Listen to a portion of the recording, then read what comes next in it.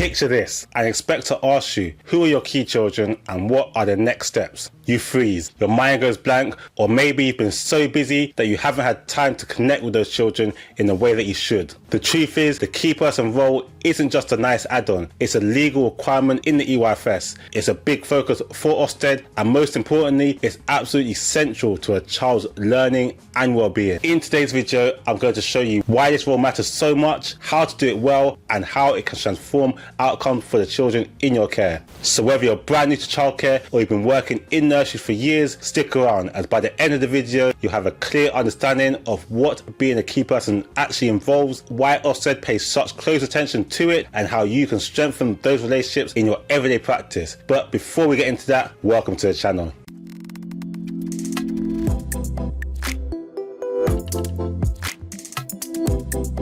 Welcome to the channel, Open Nursery, with myself, Kurt Liania, where I help people open, run and grow successful nurseries. And part of that is making sure practitioners feel confident and prepared in their roles. Because when you understand the why behind your practice, you deliver so much more than just the basic. You become the practitioner who makes a real difference. So if that's what you want, to feel confident, prepared and even Ofsted ready, make sure that you subscribe to the channel and turn on notifications, because every week I share practical tips and strategies just like this. And if you find this video useful, you also want to check out my video on safeguarding and my upcoming video on what Ofsted look for during observations. Those two will really connect with today's topic and give you the full picture. So alright, let's get straight into it. What is the key person role? The EYFS framework is very clear. Every child must be assigned a key person. This isn't just a formality, it's grounded in decades of research about how children develop. Psychologists like John Mulby taught us through attachment theory that children need secure, consistent relationships in order to thrive. And in a nursery, that's what the key person provides. A trusted adult who the child knows is their person. Think about it. A baby or toddler being dropped off at nursery might feel overwhelmed. They're in a room full of new faces, away from their mum or dad. Without a consistent adult to attach to, it can feel scary and unsettling. But when they know they have one special person looking out for them, greeting them each day and understanding their needs, they'll feel safe enough to start exploring the world around them. So what are the responsibilities of a key person? What does this role actually involve? First is to build relationships. You're that familiar, welcoming face every morning. You learn the child's routine, their comfort items and what foods they'll eat and what they won't. Second is supporting learning. It's not just about cuddles and comfort, although those are important. It's also about observing their play, identifying what they're interested in and planning those next steps to help them progress. Thirdly, it's communication with parents. A good key person builds a bridge between home and nursery. Parents need to know someone is paying close attention, noticing progress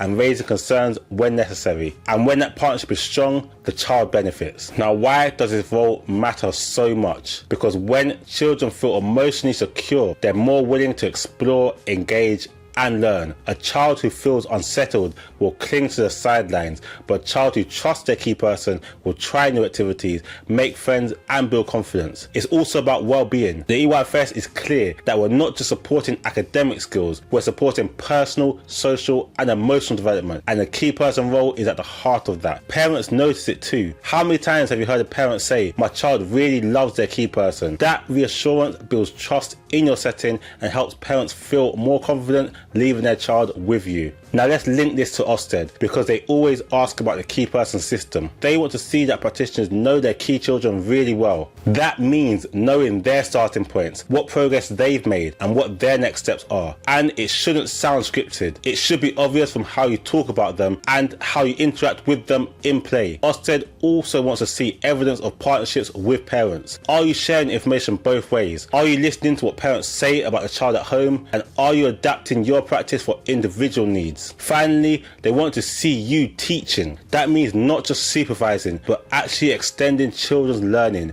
asking open-ended questions, introducing new vocabulary and following their interests. Of course, being a key person isn't always easy. One big challenge is staff turnover. If a key person leaves, it can be unsettling for the child. That's why it's so important to manage transitions carefully, introducing a new key person gradually, allowing overlap where possible, and communicating with parents about change. Another challenge is workload. Sometimes practitioners end up with a large number of key children, and it can feel overwhelming. The solution here is teamwork. Share information across the room, support each other, and remember, while you have lead responsibility for your key children, you are all working together for every child in the setting. We once had a little boy who was incredibly shy. On his first day, he clung to his mum and refused to engage with anyone.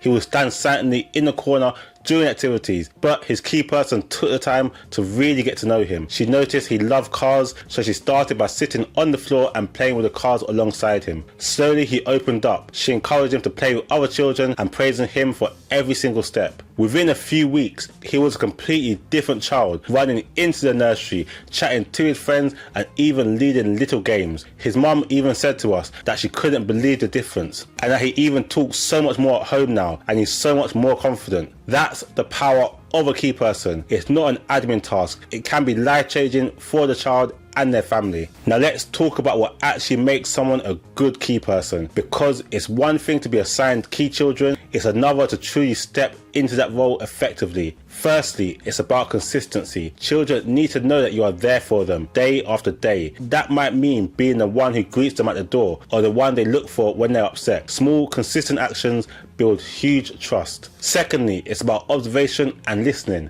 A good key person doesn't just watch from a distance. They really tune into what the child is doing and feeling. They notice the little details, a child gravitating to the same toy, struggling to join a group play, or lighting up when a certain song is sung. These observations become the foundation for planning meaningful next steps. Thirdly, it's about communication, both with the child and with the parents. With the child, you're using language to scaffold their learning, extend their vocabulary, and encouraging them to think critically. With parents, you're sharing progress, but also listening to what's happening at home and using that to support the child more effectively. And finally, it's about advocacy. A good key person isn't afraid to speak up if their child needs extra support, whether that's with speech and language, behaviour, or even safeguarding. You're their champion in the setting, the one who makes sure they're not overlooked. When you combine all these, consistency, observation, communication, and advocacy, that's when you become more than just a name on a registration form. You become the person who genuinely shapes a child's early years experience. So when you think about your own key children, ask yourself, do you really know them? Do you know their interests, their challenges, their next steps? And do they know that you're their safe person at nursery? Because when those things are in place, everything else falls into place too. Better behaviour, better learning, better relationships with parents, and yes, a stronger Ofsted outcome. Now, never underestimate the importance of the key person role. It's the foundation of child development in early years. If you found this useful, please give it a like, subscribe to the channel, and hit the bell so you don't miss out on the next video. On the screen now is a video that the YouTube algorithm thinks that you'll find useful and helpful, so do check it out. I want to thank you for watching, and I'll see you on the next video. God bless.